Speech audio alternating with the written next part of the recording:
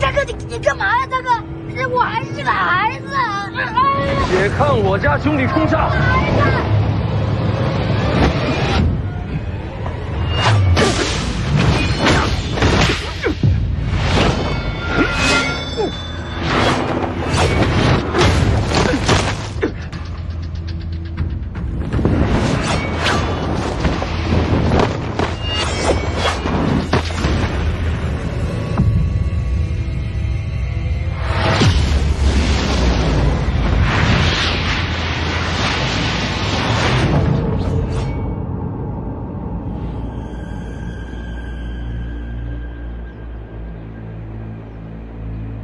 贤弟好武艺，你就等着这一下，可不就等着贤弟大杀四方吗？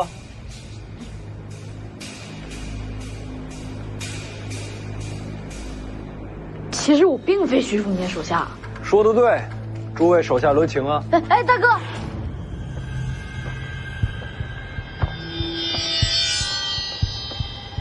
这少年又是哪儿来的？毕竟是北朝世子，想必是暗藏的护卫。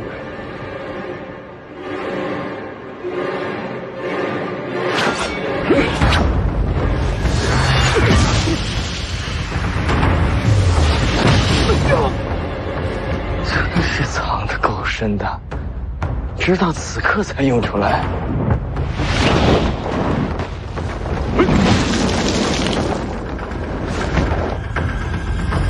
真是好身手。这大概就是徐凤年的杀招了。他身边那些人的路子都算摸清了，只有这个少年是个意外。等下出手，全力杀他。不该先杀徐凤年吗？能先杀徐凤年自然最好。可是你看此人，面对6名武奴，依旧首当其冲，忠勇之极。要杀徐凤年，此人定会挺身而出。再等等。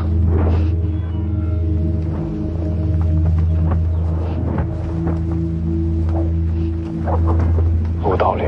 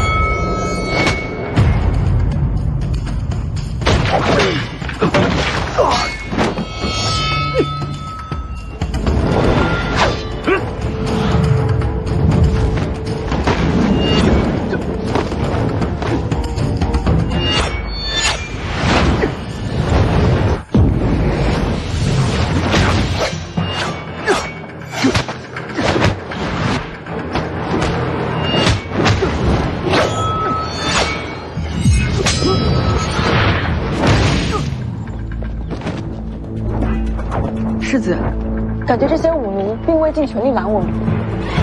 都到这儿了，没必要回头。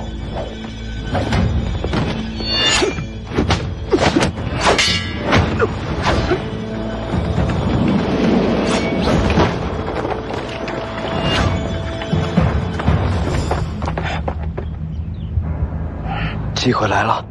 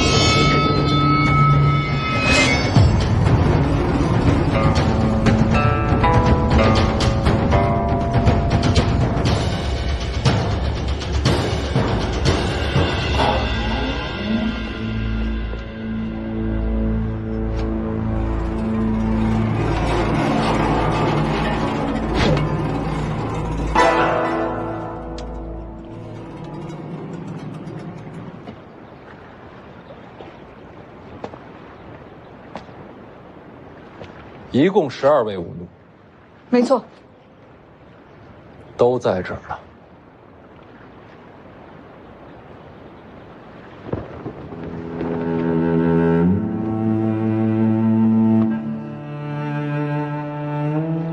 你也在。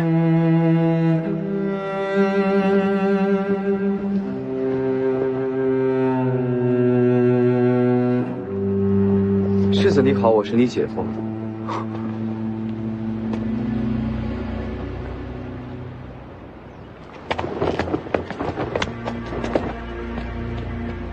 又见面了。自家亲戚，我帮你吧。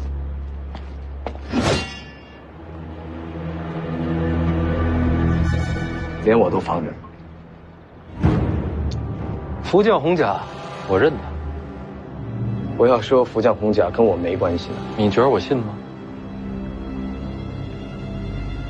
我不参战，诸位随意。世子，请吧。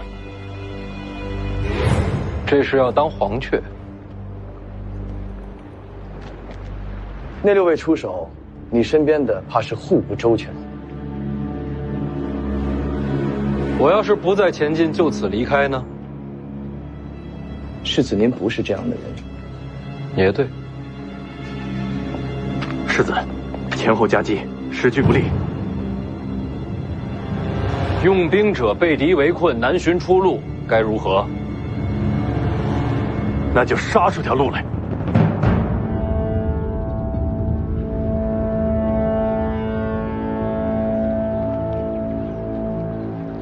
对，杀出条路来。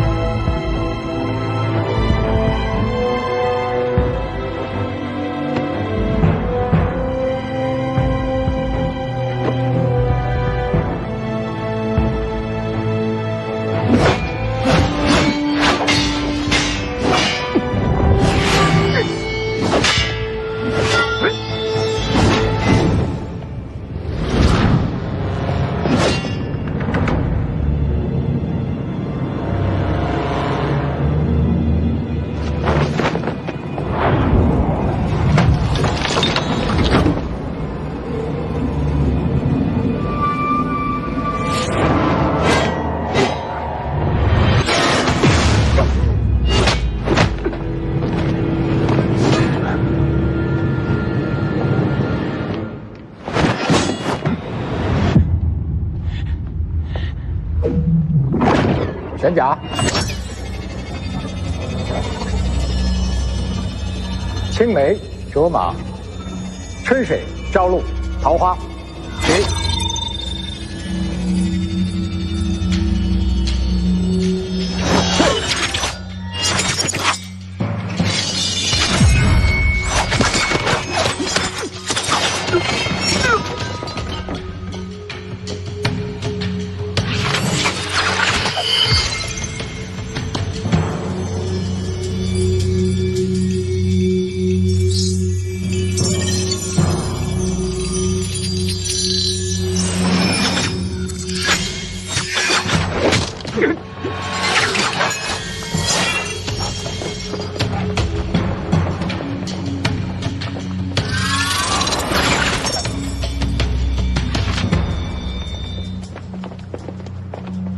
怎么不倒了？那一尾既然出手，拦不拦的，也就没意义了。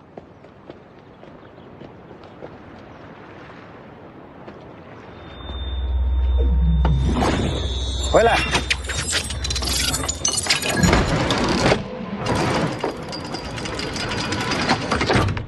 多谢前辈一剑之恩。多谢前辈6剑之恩，敢问前辈可是桃花剑神？我是邓太阿，这份恩情，徐凤年记着，将来再报。不是你报，是我报恩。徐凤年，你娘是我远房的表姐，这也能攀上亲戚？带头的真好。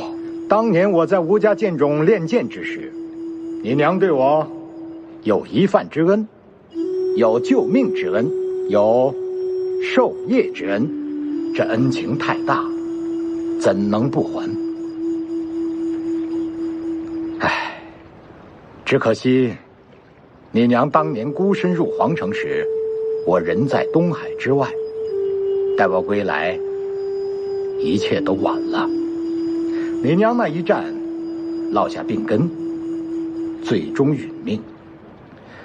回想起来，我愧疚至今。我欠你娘的恩情，今日这6件，算是还了一半。城头之上，你想拿些什么，安心拿便是。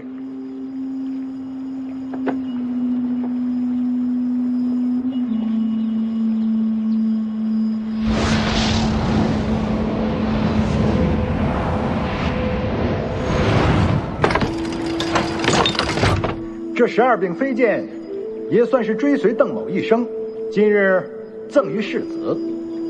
这飞剑杀人之术，全在此匣之中，能不能够领悟得到，就全靠世子你自己了。这剩下的一半恩情，至此报完。世子，从此你我互不相欠。多谢。世子先把飞剑收了吧，回头收。桃花剑神的飞剑术，武林里的无上绝学啊！我知道，谁让我眼光浅呢？这时候，那个剑匣才是天下第一重要。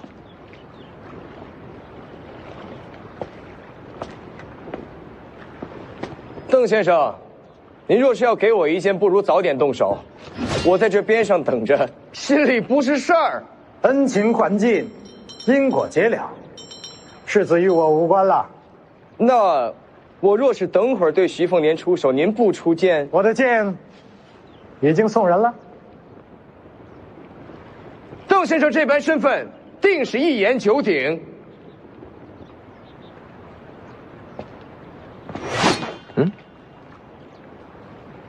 这会儿不打，我也不傻，人家邓先生前一半恩情就是助你家世子去城头取剑匣，我要出手，也得等他拿完东西，人家恩情还完了再说。这会儿天底下，没人阻得了你家世子取剑匣。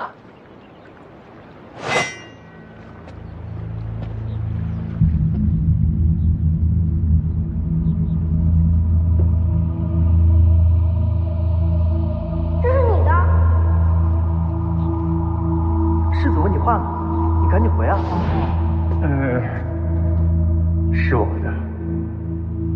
世子，这是府上新来的马夫带来的旧东西，就不带进府里了。啊。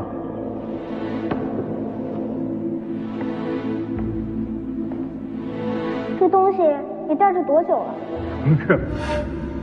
带着很久了。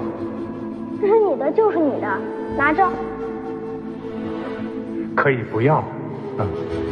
我娘说了，陪着你的是缘分，也是情分，人和物都是如此。其实我也不太懂这句话，反正别乱扔旧东西，将来想要了哪儿找呀？哎。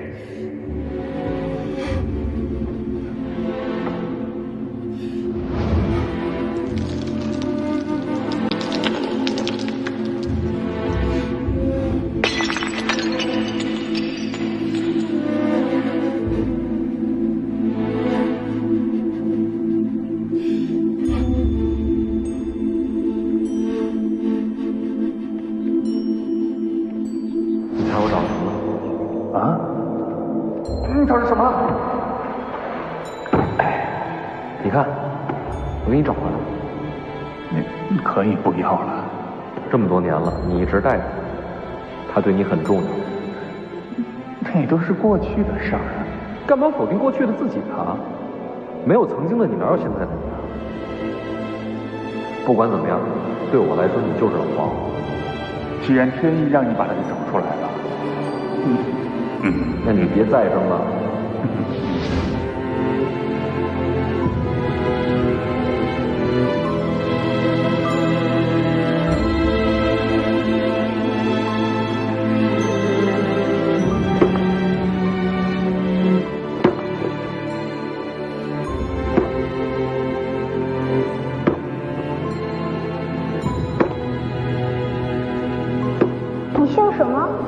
我姓黄。那我就叫你老黄吧。好啊。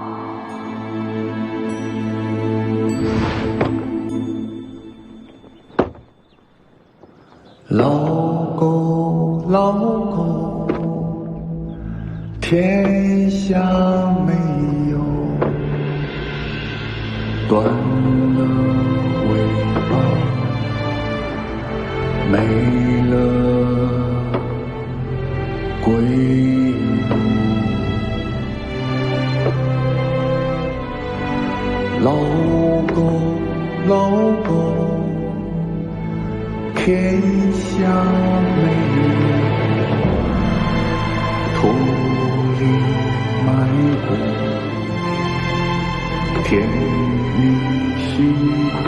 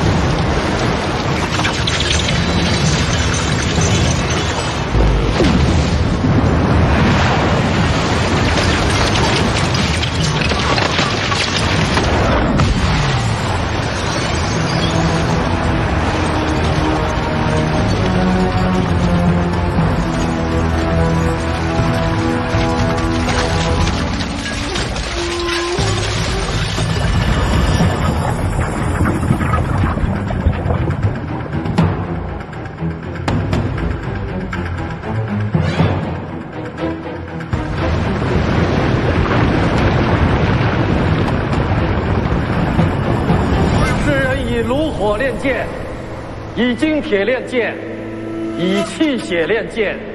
今日我借阴阳之机，星光之焰，借雷霆淬砾，乾坤作也。直至今日，终于建成。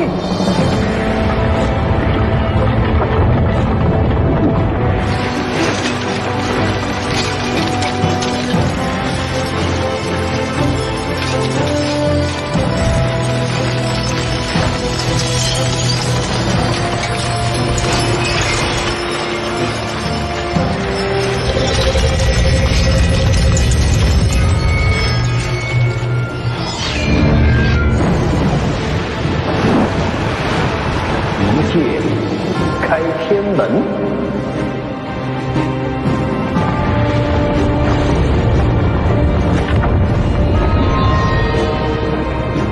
好一个剑神李成刚！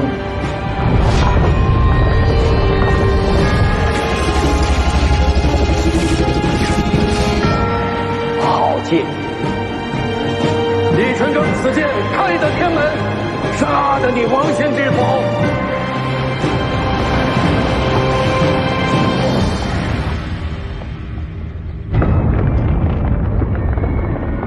好一个一剑开天门！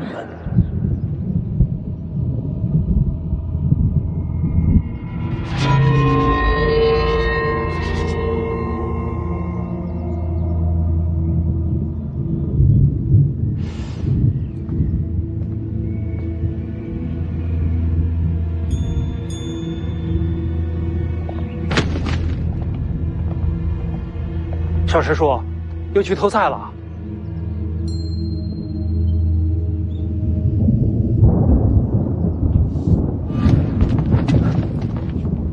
小师叔，这是怎么了？不知道。小身材发生了。小师叔刚才好好的，怎么成这样了？刚才好好的。小师叔啊，别动他！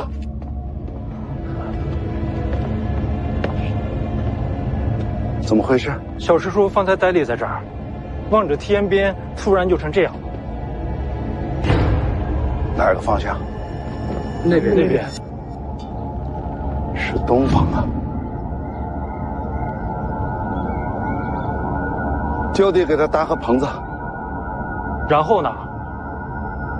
然后什么都不需要做，等他自己醒来。东方发生了什么，能叫醒了你？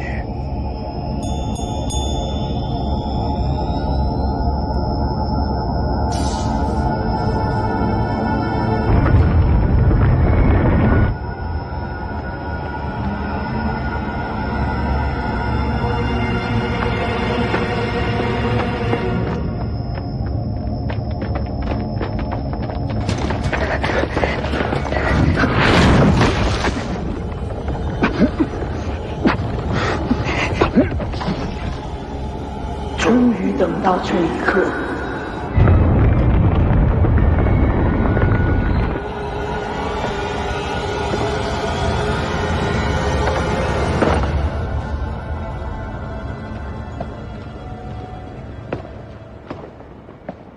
就没见过这么打架的，真是开眼界了。你说，他们还是人吗？是。哦。王先知我不清楚，李剑神绝对还是人。剑侠取回来了，那我可以继续动手了吗？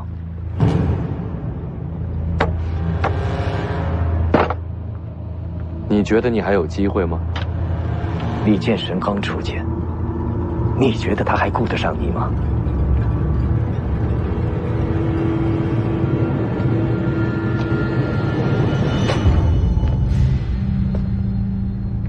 还有个人藏在这里。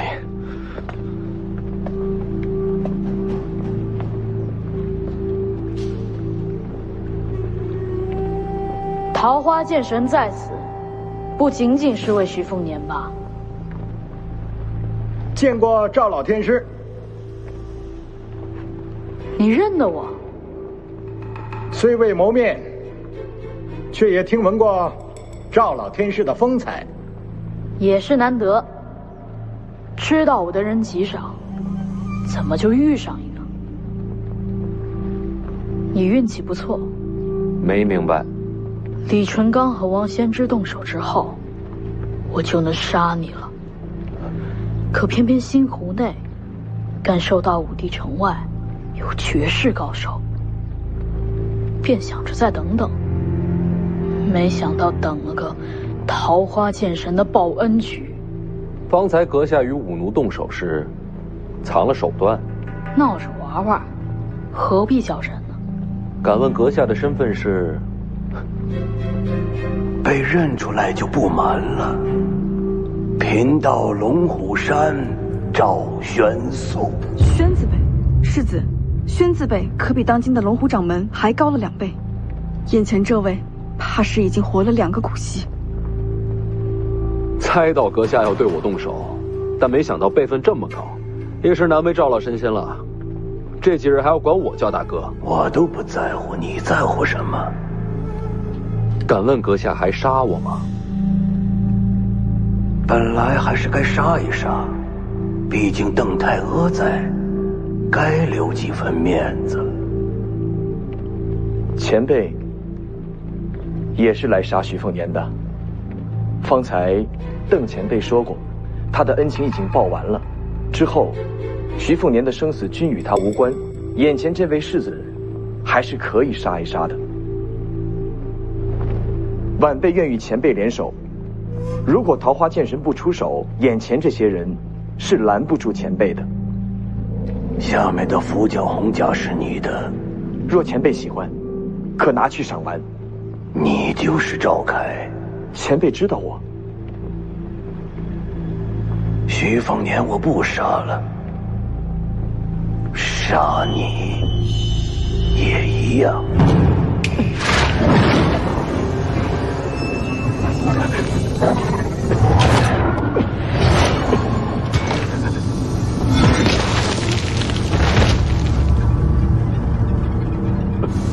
一具傀儡也想破局？晚辈要是说错话做错事，愿向前辈谢罪。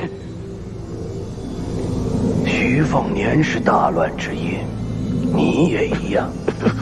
龙虎山既受皇恩，今日就取你性命还份恩情吧。这是疯了！你救他，赵老神仙手下留情，他一路都在杀你。能不能说一下，救我这事儿，你怎么想的？你的绝路不该在这儿，还不走？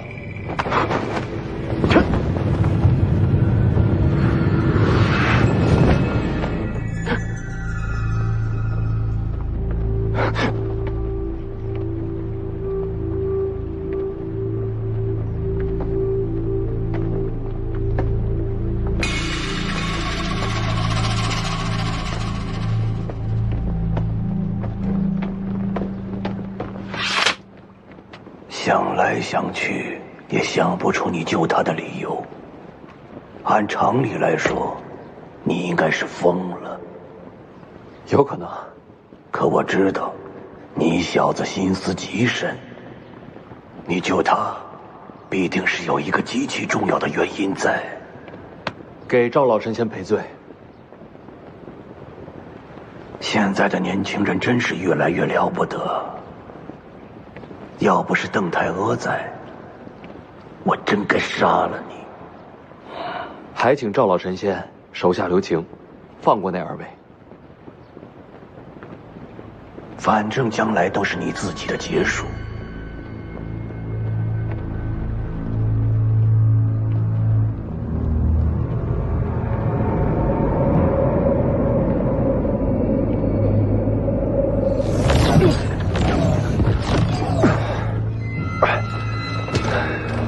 这都什么局面？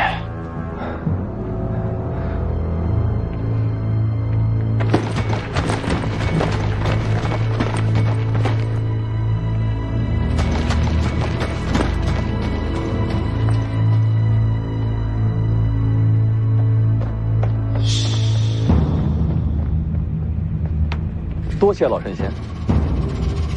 老神仙这次来武帝城，不仅仅是为了杀人吧？自然是为了开天门求飞升。天门，武学到了极致，就有飞升为仙的机会。要飞升，就要打开天门。我虽身如少年，内在却接近腐坏，毕竟等了2个甲子。老神仙连这都告诉我了，终于有了登仙之机。这些话说说也无所谓了。天门重开，是因为李剑神与王仙之一战，怕也只有这2个人交手，天门才会重开。我没来错，天门将开，仙界重临，我终于能迈出这一步。桃花剑神此来武帝城，想必也是为了此事。你还说对了，我还真是为了天门而来。天门眼看就要打开，你我都有飞升机会，或许还能合作行事。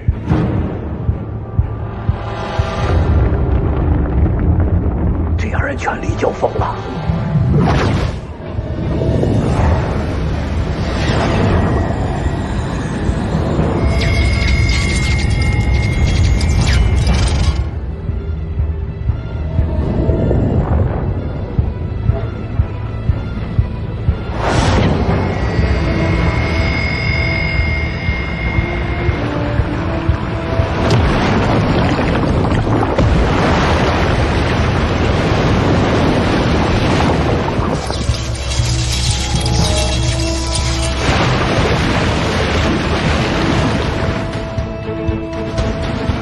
一步了。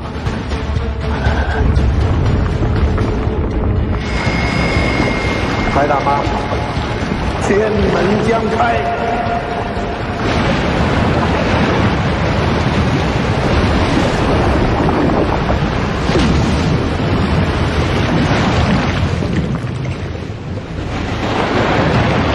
胜负未决。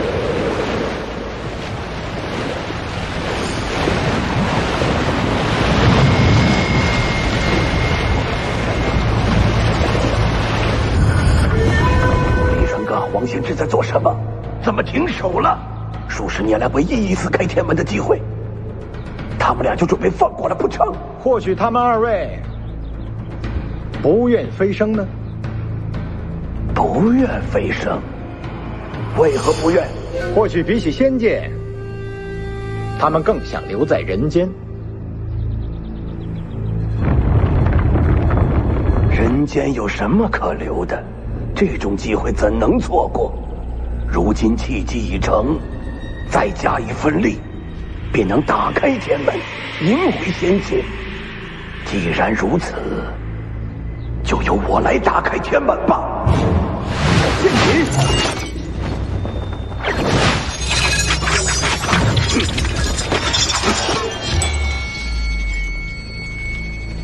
邓太阿，你做什么？老天师方才有句话说错了，邓某此来武帝城，确实是为了仙界天门，只不过不是等他打开。那你要的是什么？我要的是阻拦天门重开，要仙界与人间断了往来。为什么？历来古籍素有记录，仙人下界。所谓仙人，早已抛却人心，以天道自处。每逢仙人临凡，仅凭喜好，便要改换天下之势，江河改流，山川移位，都属平常。更有甚者，仅凭一己之好恶，便要断人间之生死，不知换来多少白骨累累。那又怎样？世上王朝更迭，不也是杀戮不断？别的不说，这位是北凉世子，他爹徐骁当年杀了多少人，怎不见你提剑斩杀？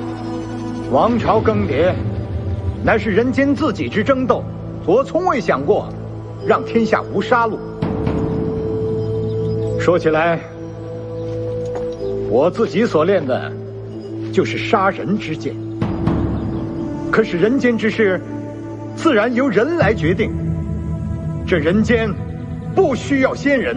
就为这个，你要拦下天门重开，断了天下武学者的前进之路吗？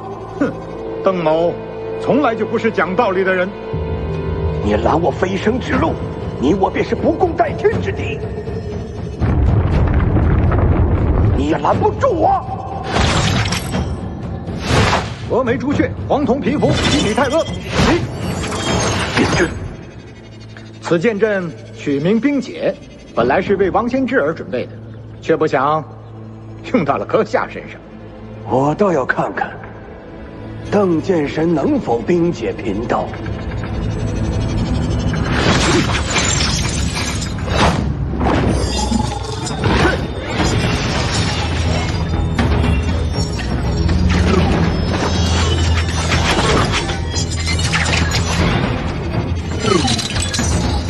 星辰之力，雷池之威。邓太阿，你怎敢如此？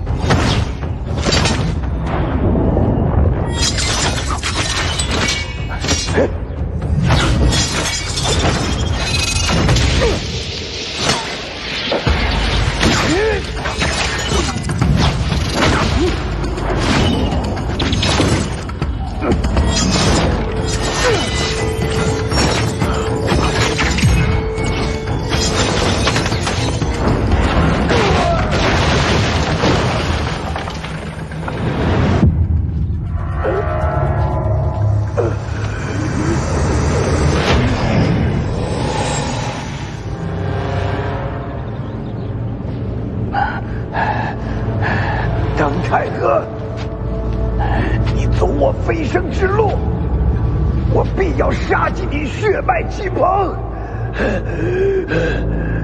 赵老天师，此时收手，还能保住性命。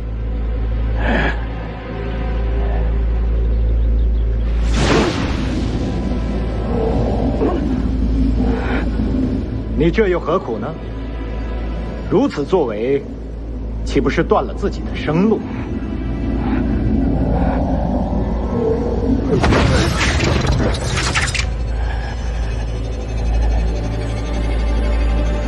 天人之间，岂受他人束缚？这人间，我已待腻了。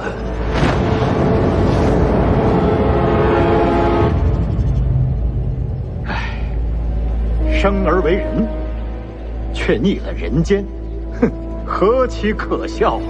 我等进入天人之境，便再也不算普通凡人。只是为了变强，真的要抛弃那颗做人的心吗？我扔了又如何？赵老天师，邓某的剑下不许人间有仙。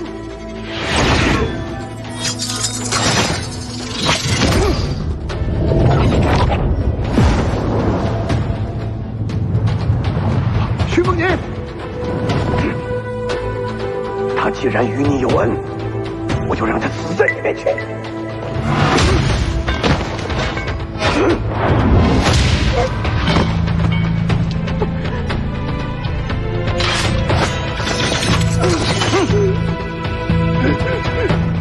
老子让你登仙，剑酒6000里。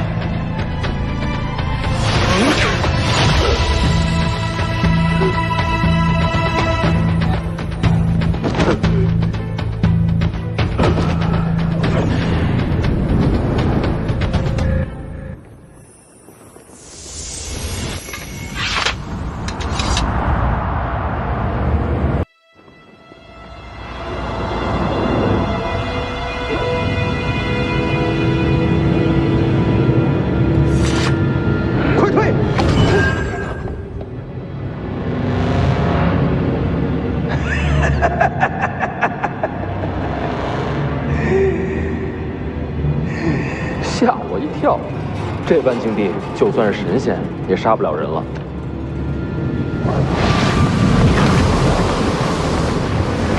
不是杀你，只是坏你气运。徐凤年，你这身大黄庭终究不是你自己得来的，我将自身气运、武学之路都送给你，同时也是将我的劫数一并给你。若你从小习武，并无大碍。可现在嘛，你气机必将紊乱，天人难救。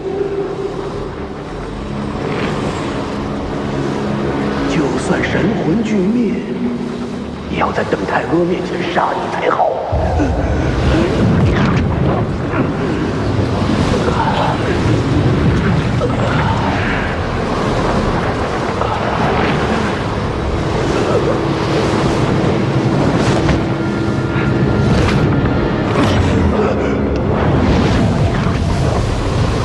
转气运之术，你是那老家伙的弟子？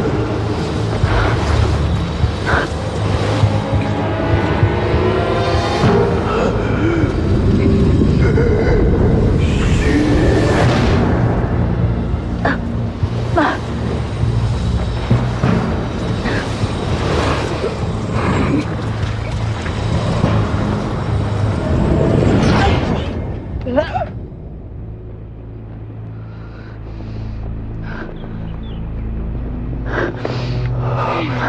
为什么救我？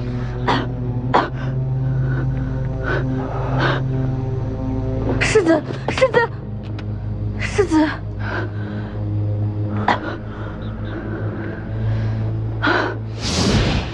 因为在我最绝望的时候，你娘曾给过我一线生机。别念。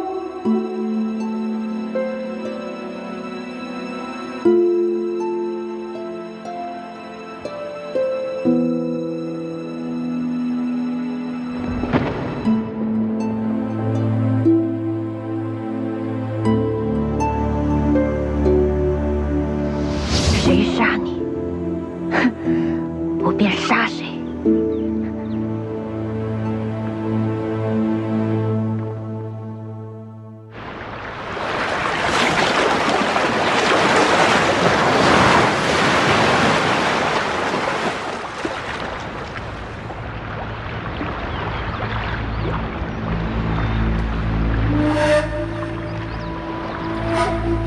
等待重逢，下次一字两文。好，说定了。过年啊，给你点礼物。你属小狗的。我背后这丫头本世子欺负得，你们欺负不得。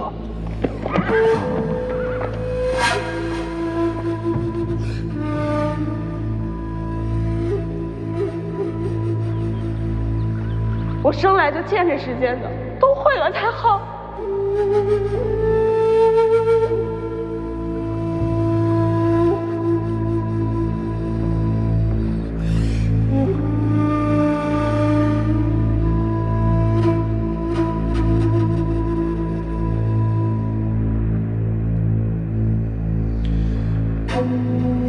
徐凤年，你就算要死，也得死在我手上。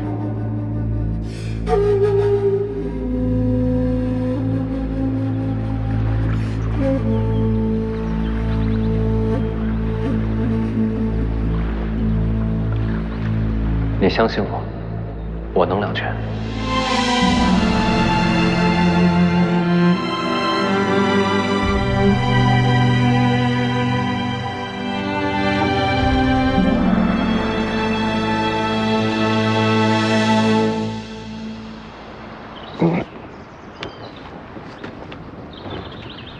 那丫头呢？已经走了。什么都没说？没说。当世最强一战结束了。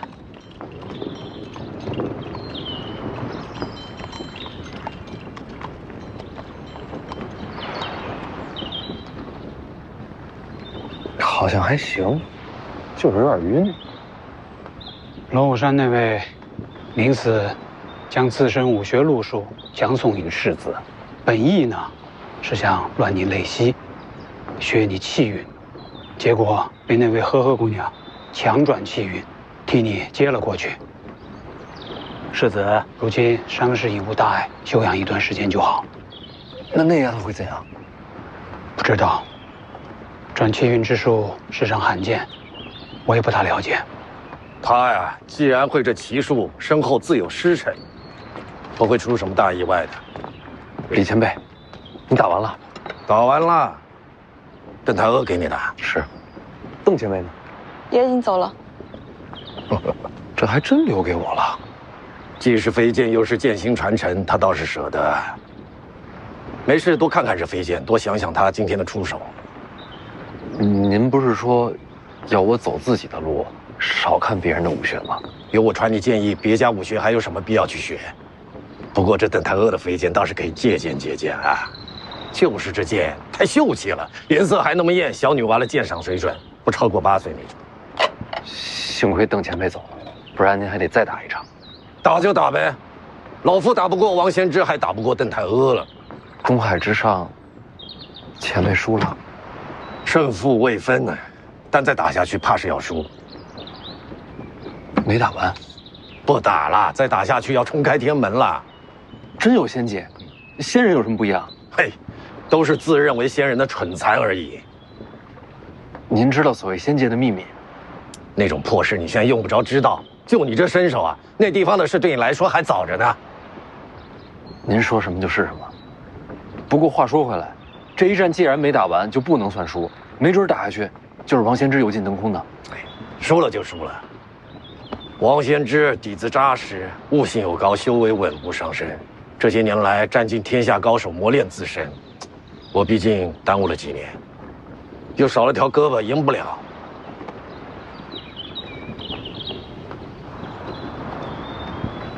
反正我心中，您才是天下第一。谁会在乎啊？打得尽兴就好。不过方才一战，王先知也使出了9分力，普天下逼他到这一步的，怕是没几个了。他还没出全力，王仙芝若出全力，恐怕只有500年前的吕祖才能稳压他一头啊！这么强吗？啊！哎呀，那咱们还在武帝城？废话，这赶紧跑呀！我还拿了老黄镜匣。哎呀，拿着吧，这点面子王仙芝还能给我？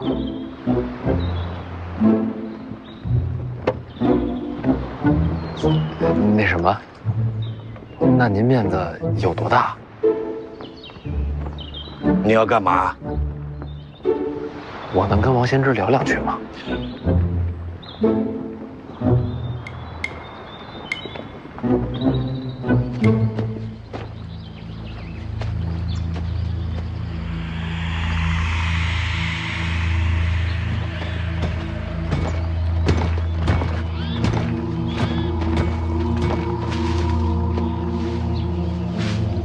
龙虎山的人为什么要杀你？为国除奸呗。谁是奸？我，徐凤年啊，都是。李等等，徐凤年我还能理解，毕竟北凉是王朝心腹之患。你呢？你不是说你是皇子吗？没法子，谁让我是私生子呢？我杀徐凤年，本质就是为了调息天下战乱，借机长兵。如今这心思被看穿了，要杀我也是应该的。谁看穿你？龙虎山？龙虎山就是打手，背后的主使者8成是张居禄了。那老头精得很，瞒他太难。所以，你理解龙虎山杀你的缘由？挺理解的。换我，我也杀。杀我一人，消除未来乱局。我既然不甘平庸，一个后果，当然自个儿接着，不怨别人。你连背后主使都猜到了？是啊。那你怎么还一脸想不明白的样子？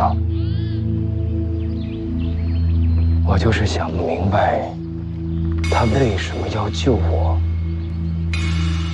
福将红甲都认出来了，一路杀他也坐实了，他跟我只能是不死不休啊！凭什么救我？想和你化敌为友。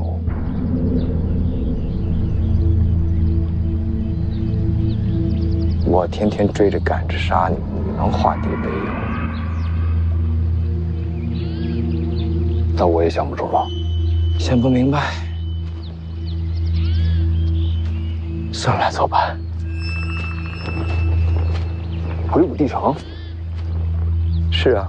回去做什么？杀徐凤年啊！人还好好活着呢。他救了你，你还杀他？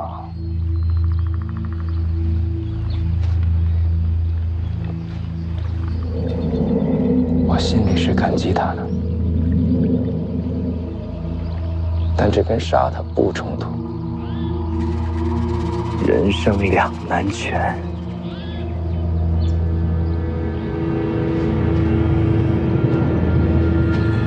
不用去了，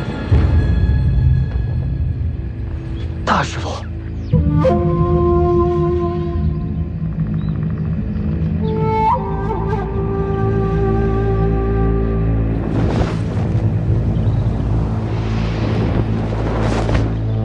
王仙芝，睡了吧？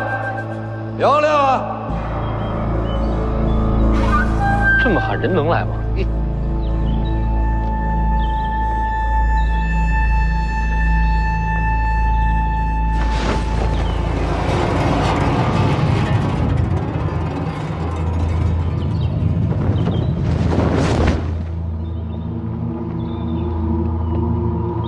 何事？这小子找你。邓太阿的12飞剑，给这小子了，运气不错。王前辈你好，晚辈徐凤年，在此有一事相求。不对，是两事相求。求我？说。这第一件事儿，是想请王前辈借辆好马车，不瞒前辈，有伤在身，回城不想走水路了。你杀了武帝城6名武奴，又抢走了见九皇的遗物，如今又跟我要马车。那6人并非为我所杀，我也没那本事。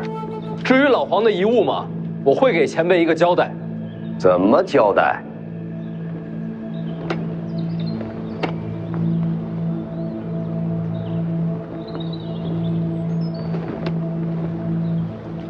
老黄和李剑神都是徐某长辈，他们2人未完之事，我徐凤年接着。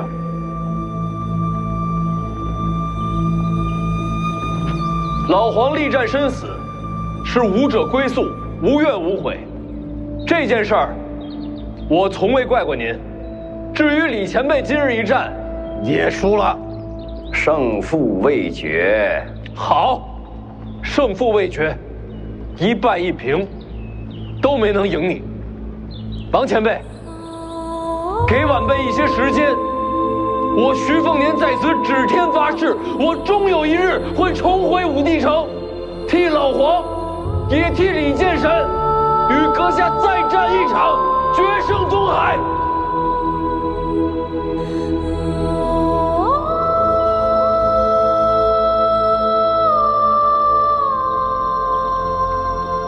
你在约战？正是。不仅约战，还要赢你。如今的年轻人胆子真大呀！行吧，那我也疯一把。我这辈子从来没赢过你，王献之，这最后一次机会，我就托付给这小子了。你信他吗？这剑道好在哪儿啊？好就好在，他有传承。时下的年轻人敢和我当面约战的，你是第一个，恐怕也是最后一个。好，等你来。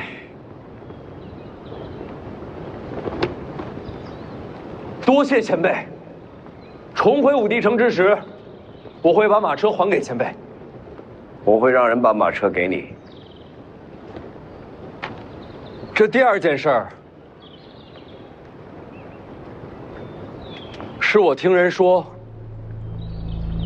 我娘当年遇袭之日，您也在京城。您一直在查害我娘的凶手。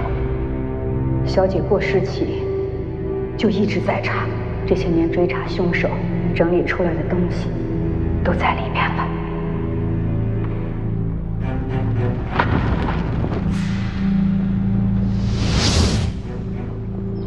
当时我是在京城，我家人调查记录此事的小册上，记录了此事，但从未有人把您当作疑凶，因为我们都清楚，当日若是您真出手，我娘不可能活着离开京城。我去京城与他无关。我只想问前辈，当年有谁围杀了我娘？那几日是见到几个不该出现的人来到京城，不过那一战我没撞到。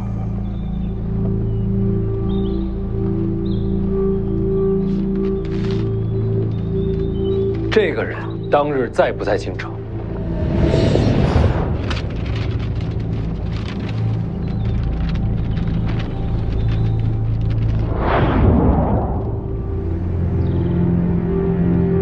他在。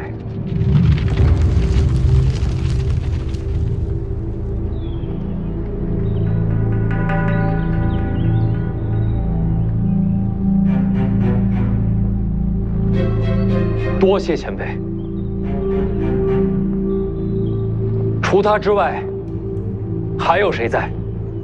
我不记得名字啊，我只记得是瞧见北莽的人也在京城。北莽的人，高手，差不多吧。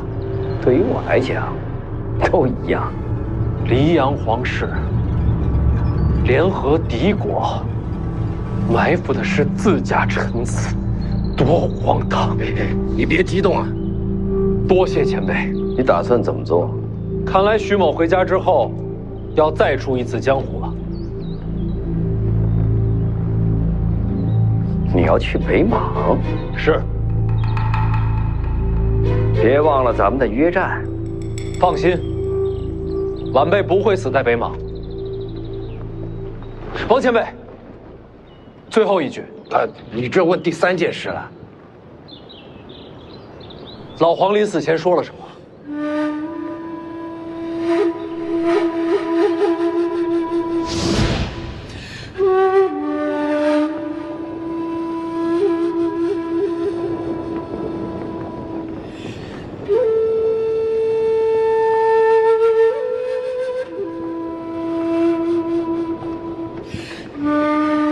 来，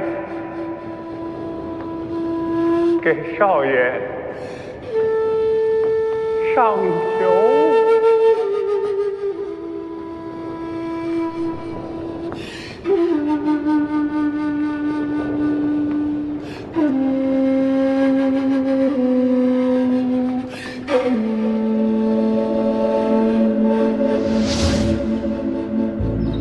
他看着哪边？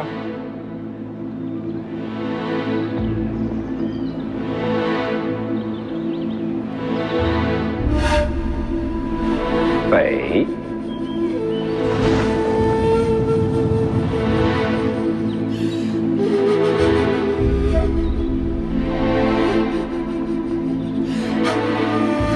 少爷，等我回来，带着东海的酒，咱俩一块儿喝。行。哎呦，人都这么满。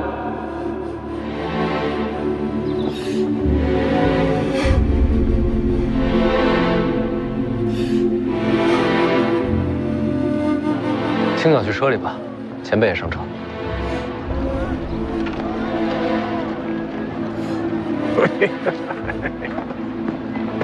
世子先走，我把船上凤子营兄弟叫上，回头就赶过来。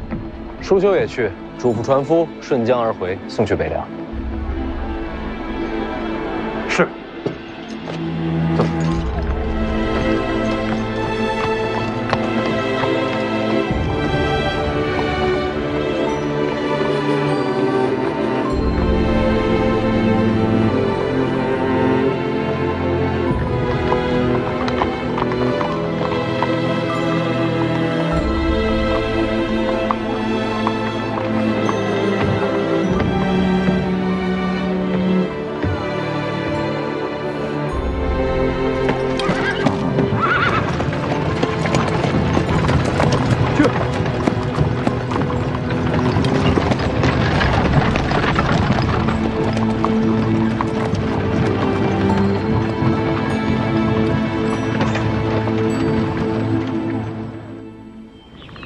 西蜀，曹长卿与西楚公主已然到了蜀地，楚国余孽蠢蠢欲动，朝堂认定蜀地将有大乱。这是机会。正是，朝廷需要有人去蜀地平乱。难道是我？还能是谁？可是，按理说不该轮到我。许萧不能去。西蜀若归北凉，天下都要姓许了。顾建堂呢？顾建堂告病，陛下也不敢放这样的猛虎出山啊。也对，西蜀掌兵必须是陛下信任之人。大师傅，可是还有其他几个皇子在，那几位，谁愿意去与曹长卿对决生死啊？犹豫的犹豫，忌惮的忌惮，这是千载难逢的机会。我把这奔赴西蜀掌兵平乱的差事，替你拿到手了，这是陛下必知。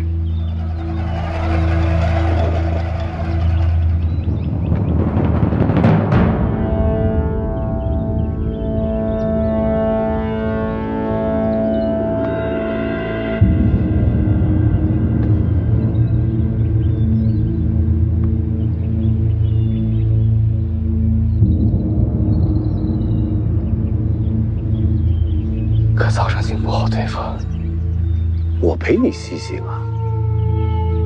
更重要的是，你没必要与曹长青为敌啊。我问你，楚人最终目的是什么？回家。没错，潜藏蜀地只是权宜之计。等曹长青与那位西楚公主收拢旧部之后，他们必定会离开西蜀，重归楚地。到那时，西蜀再无掣肘之人，而你执掌兵权，名正言顺，那时你就是新的西楚之王。就怕到时一道圣旨，收回我的兵权。这样的旨意，你会接吗？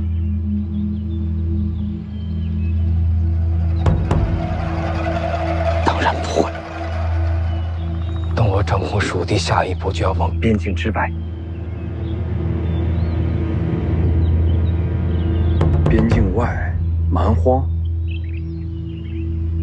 等蛮荒跟西蜀连成一片，我就有了问鼎中原的根基，最差也是一个无可动摇的蜀王。能看到这一步，也不枉费我教导你这么些年啊！多谢大师傅，替我抓住这本良机。无需多言，我们即刻赶路前往西蜀。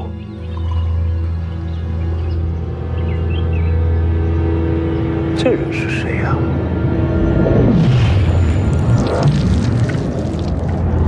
袁庭山，轩辕家曾经的门客，如今走投无路，倒是可用。袁庭山欲为蜀王掌中之刀，斩尽仇手。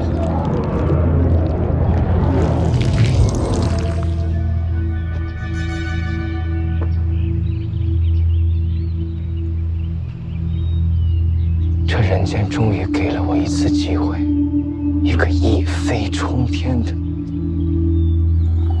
机会。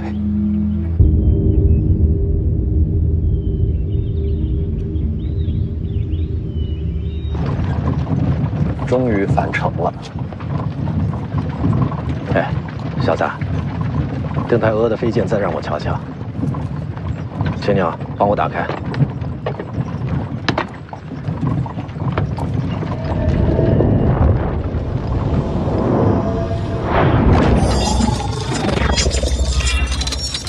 您也会使这剑阵？剑道出行时千万条路，到终了又好似殊途同归。可这只是假象，小子，没有殊途同归。这邓太阿的飞剑与老夫的御剑瞧着相似，实则天差地别。这其中的道理不好说，越说越错，你自己领悟。好活，当上。